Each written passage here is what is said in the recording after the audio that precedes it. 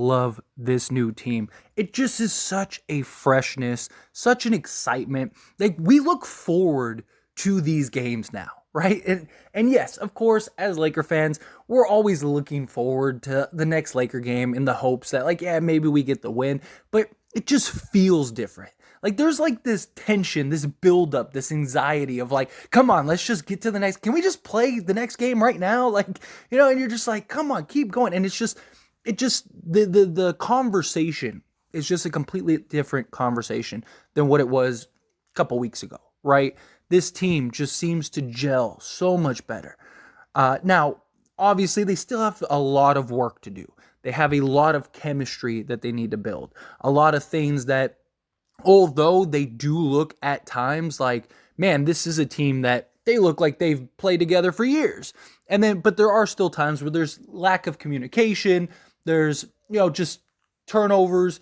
We saw that early on in the Warriors game. They had several just turnovers just on pure miscommunication, right? One guy thinks I'm over here. I go to pass the ball and you're not there. And that will come and develop over time. But defensively, this looks like a completely different defensive team. Since we got this new roster, we were top 3 in defense. I imagine that continues after this Warriors game. And this team just really gets after it. You see the energy, you see the drive, you see the hustle, right? And you see the commitment on both sides of the ball. The offense. We were already a top 10 offense. I did a video, which I highly recommend you check it out after this video. It's called Lakers by the Numbers. And I basically dove into all the numbers that the Lakers had, which were primarily before this trade, right? Because we've only played the 4th game with this new roster, only the 2nd game fully healthy, although we did end up losing D'Lo. But according to him, according to the information reports, he is day-to-day. He's fine. It was just, standard ankle sprain. I imagine that he'll be ready to go come the Dallas Mavericks game, which is good. But even though this was a game that they didn't really need him for, they didn't really have him. They had him for 9 minutes or 8.5 minutes, and we still blew out the Warriors. But Dallas is going to be a different team. They have Luka. They have Kyrie. They have several key players. It's going to be tough. Now, defensively, they do lack a lot of things, but still, they're going to be a tough team. But regardless, like this team offensively, even though we were already a top 7 offense, number 7 to be exact, we just are more fluid offensively. And we have the shooting. We have the size. We can have an inside-out game. We didn't really have that before. It was just kind of like kick it out and pray. And sometimes they hit it, but more times than not, they didn't. Now it's the opposite. Got guys like Malik Beasley, who just shoots the lights out and was 7 of 11 from 3. And I'm definitely going to talk about him later in a separate video because I really want to highlight him independently. But the ability to shoot the ball, right? You got D'Lo, who's his ability to shoot the ball. Austin Reeves, right? Rui Hachimura, even Mo Bamba was knocking down some threes and having himself a nice little game. He shot 50% from 3. That was really good, right? And you see the change, you see the difference. Troy Brown has been very solid for us. Even Dennis Schroeder can knock down a 3 here and there, right? He's not like an elite shooter, but he's respectable enough to where you have to guard him. If you leave him wide open, he's going to knock that down. And so you have this inside-out game. You have this ability to be physical, to go small ball, to go big, you can match small if you need to. Whatever it is, we have the roster and the lineups to do that. And so far, we are 3-1 with this new roster. And the only loss we have is a loss that every team in the league would have lost. There's nothing you can look at that game and go, oh man, that's bad for this team. No, sometimes teams just shoot the lights out. Portland had a historic game and beat us, right? If they shot half that good, we probably win that game. And there was no adjustments. There were no changes. There was nothing we could have done to stop that, right? It wasn't just Damian Lillard had this crazy 80-point game and it just it just beat us, right? No, I mean, it was everybody. But outside of that game, we've had essentially 3 blowouts and 3 games that we've controlled pretty much start to finish. We had the first Warriors game, which without LeBron James, we got the job done. We were consistent throughout that game, controlled the game for a good chunk of the game. Like, we never let the Warriors get too far ahead. We always kept it close, and then put the pedal to the metal, got the win, right? That was beautiful. And then you get the Pelicans game, right? And the Pelicans game, we had a start to finish lead. The Pelicans never led once in that entire game, and we end up beating them by 18 or whatever? Like, again, great solid game, great rotations, great changes, right? Then you look at this game, and we did our job, start to finish. Pretty much got the job done. Now, I wish we would have closed out the first half better, but still, we kind of took our foot off the gas, and they made a run, which the game of basketball is a game of runs. That's what basketball is, right? You deliver a punch, they deliver a punch, and you just go back and forth with punches until one punch becomes too much to overcome, right? And the Lakers have been that over these last several games. And even the Warriors, right? We let them get their punch back, and then we just put our foot on the gas, and next thing you know, we're up 28. And you're like, okay, well, that game's over. And again, LeBron and AD, they didn't have very good games at all. They both only played just under 26 minutes, so they played under 30 minutes. This is now again that the Lakers did not have to play LeBron James and AD more than 30 minutes. And this is again now we didn't need a game where LeBron and AD had to have these monster games. I am totally fine with LeBron James and Anthony Davis kind of just coasting the rest of this season. Now, obviously, we have to win games. Every game is a must win. But if we can have games like the Thunder game and like this game, where the Lakers and the role guys just kind of, hey, don't worry, we got a big guy, and they just play their role and they do the job, and we're winning games, then why do we need LeBron James and Anthony Davis to go get 40 a night? How many times have we seen LeBron go for 30 or 40 and we lose? How many times have we seen AD go for 30 and 40 and we lose, right? I see so many people get caught up on stats. Anthony Davis dominated the defensive end tonight. Last night, right? Just completely dominated.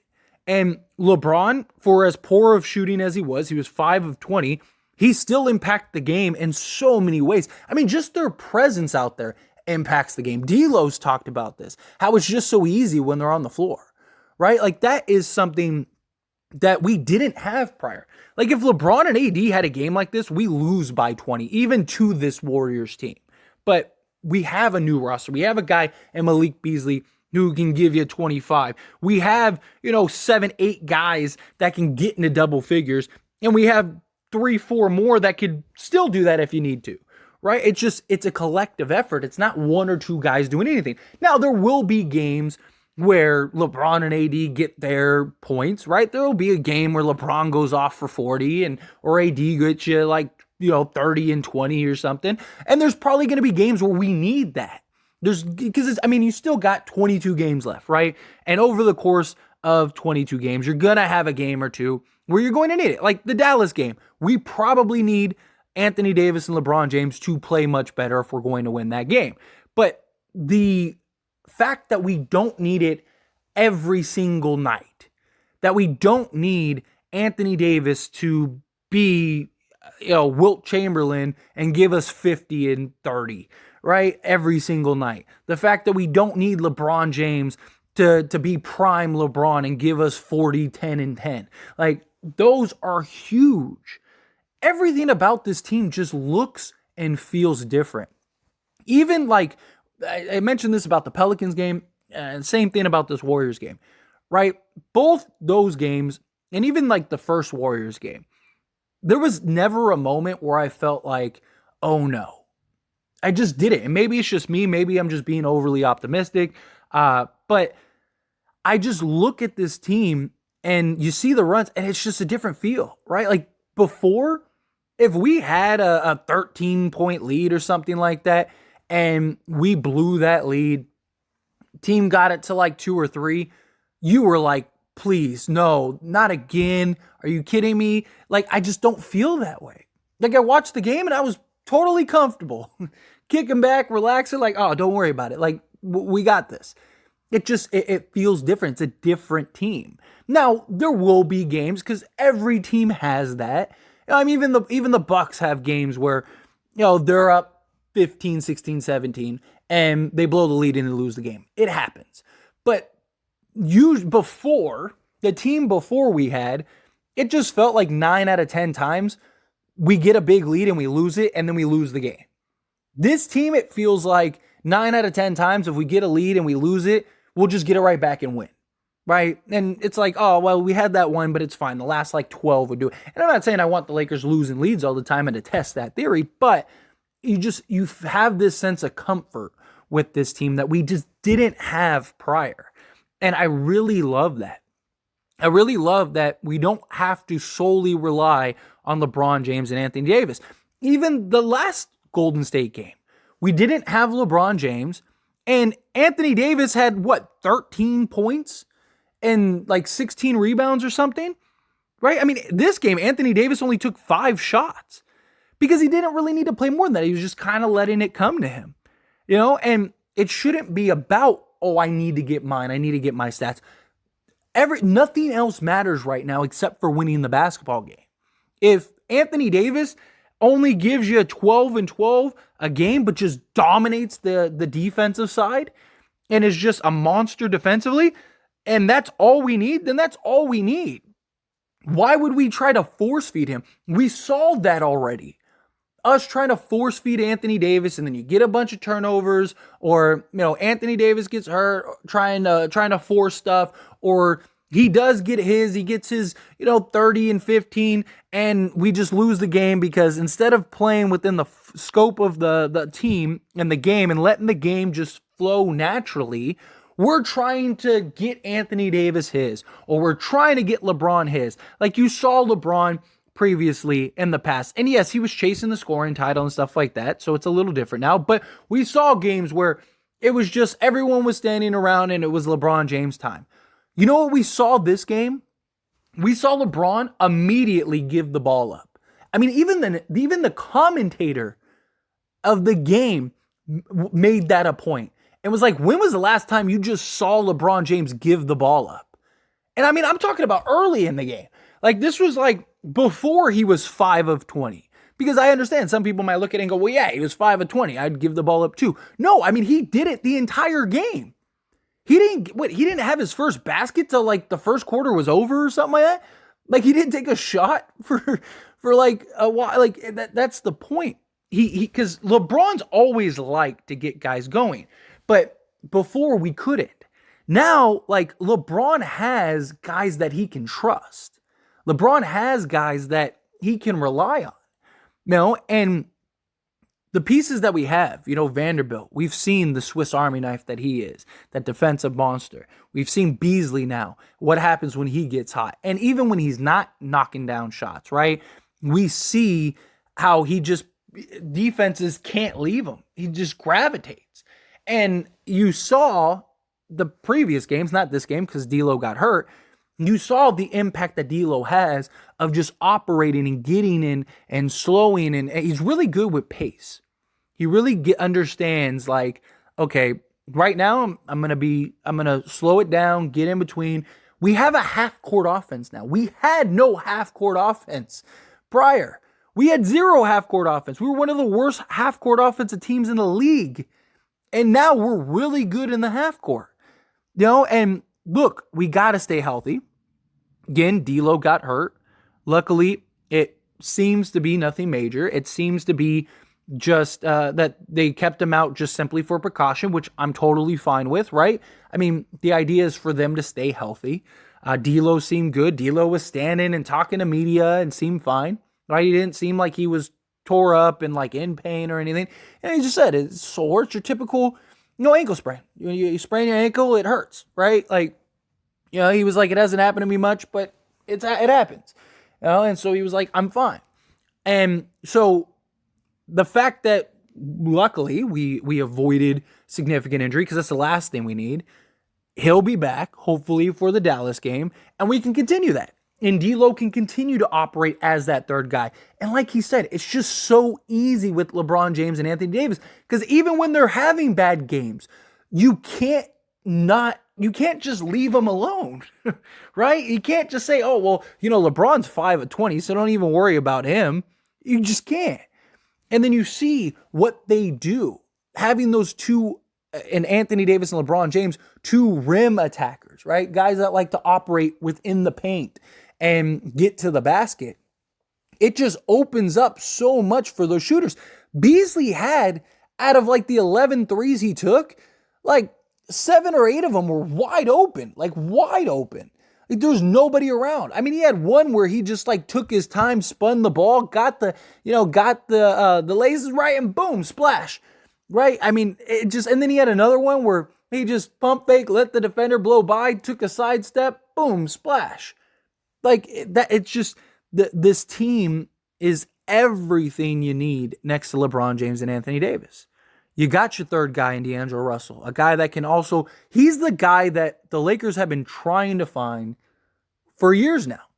Literally. Like the whole reason they went and got Dennis Schroeder was so that way LeBron didn't have to be the primary point guard and do everything, especially in his later years. Got D'Angelo Russell now. Got Dennis Schroeder now. Right? Like, that's good. That's why they got Schroeder originally. And that's the whole reason they went and traded for Russell Westbrook.